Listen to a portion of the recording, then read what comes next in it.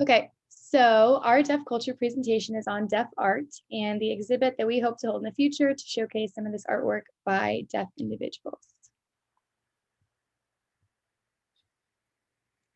So, arts, literature, and media are vital components of deaf culture because of their historical significance, expressive capabilities, and power.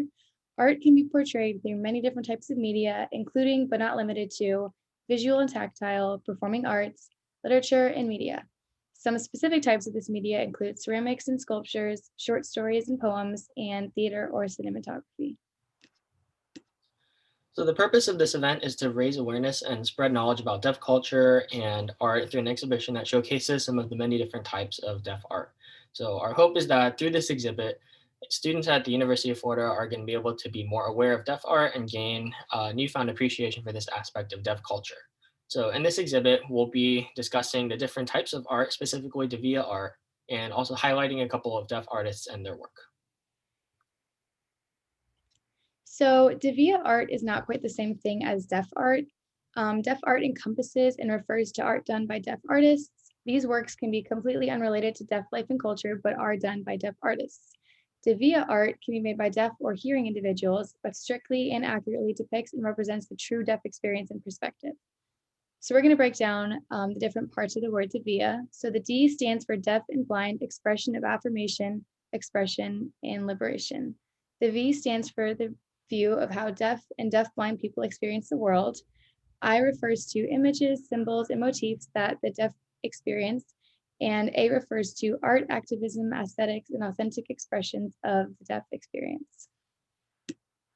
So before we move on, we're going to have a brief overlook of the history of Devia art. So deaf people are naturally drawn to art as a visual means of communication.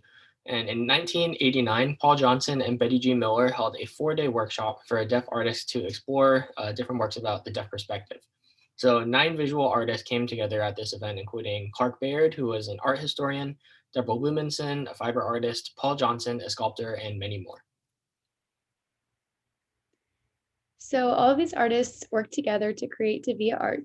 The artwork was French in appearance to honor Laurent Clerc and ASL's French background and roots. At the end of this workshop, all of the artists created a mural in honor of the creation of Devia art, which is shown here. Now we're going to look at the different types of Devia art. So there's 3 main types of Devia art. There's affirmation art, resistance art, and liberation art. So the first type of Devia art is affirmation art. Affirmation art is meant as an expression of support and validation of deaf culture, and it is made to help viewers see deaf culture in a positive light and help people embrace the deaf culture that exists around them.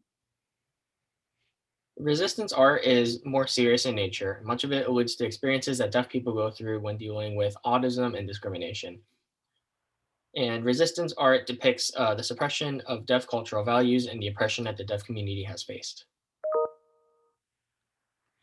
So the last type of Devia art is liberation art. This art is a combination of elements from both affirmation art and resistance art, so it leads to themes of liberation from social oppression and expectations.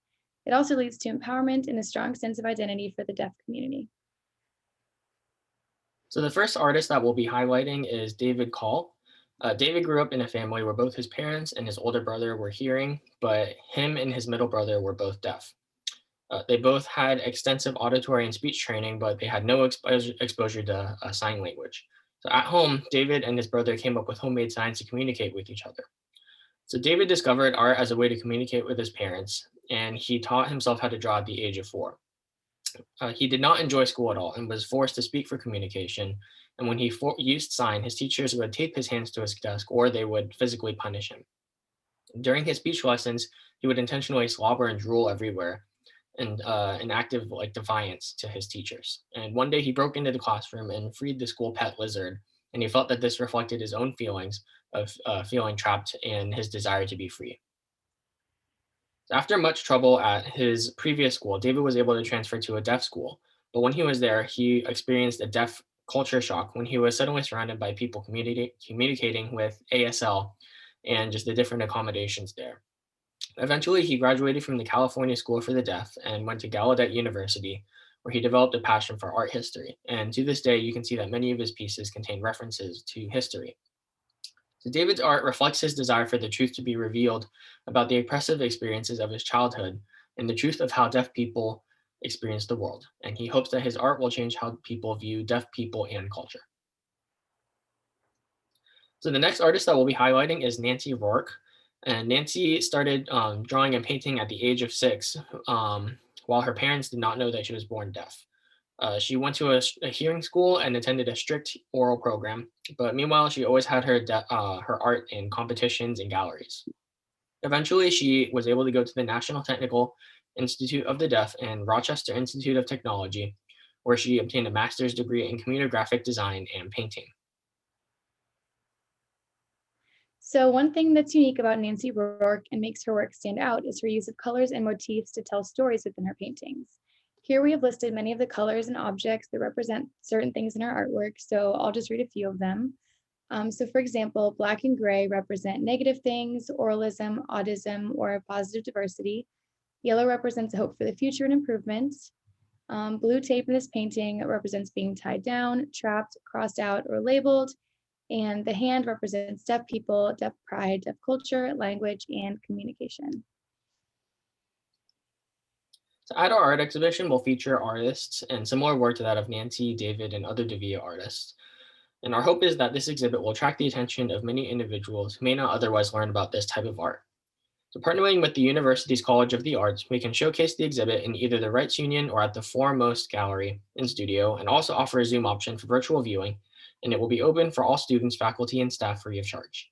So we hope that this presentation has been informative and has taught you something new about Devia art, and we hope that more events and presentations like these can help spread awareness of deaf culture to our world.